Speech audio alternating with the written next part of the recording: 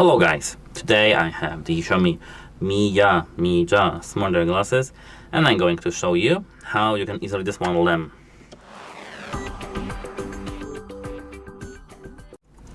So, let me at first open them. You need to have your glasses opened, like this.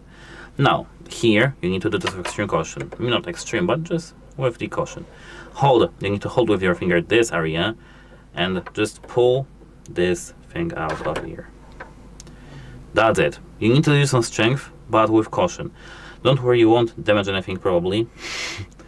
And that's how it works. This is the left one, and the right one does it also.